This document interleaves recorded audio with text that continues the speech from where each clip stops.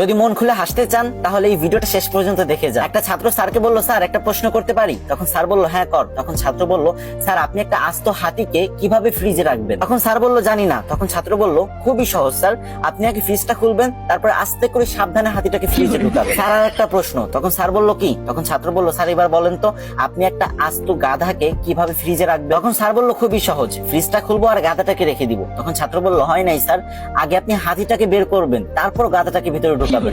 তখন স্যার বলল, আচ্ছা। তখন ছাত্র বলল, স্যার আর একটা প্রশ্ন, বনের সমস্ত পশু পাখি সিংহ মামার জন্মদিনের অনুষ্ঠানে অংশগ্রহণ করতে পারবে, কিন্তু একজন ছাড়া, সেটা? তখন স্যার একটু ভেবেচিন্তে বলল, মনে হয় বাঘ, কারণ সিংহ আর বাঘ একজন একজনকে দেখতে পারে না। তখন ছাত্র বলল, হয় নাই স্যার, গাধা, কারণ সে তো এখনো ফ্রিজের ভিতরে। তখন স্যার রেগে গিয়ে বলল, আমার সাথে মজা করিস তাই না? তখন ছাত্র বলল, না স্যার মজা করি না তো, আর একটা শেষ প্রশ্ন প্লিজ স্যার। তখন স্যার বলল, ওকে। তখন ছাত্র স্যারকে আবারও প্রশ্ন করলো, স্যার আপনাকে অসংখ্য একটা কুমির ভর্তি নদী পার হতে হবে, কিন্তু কিভাবে?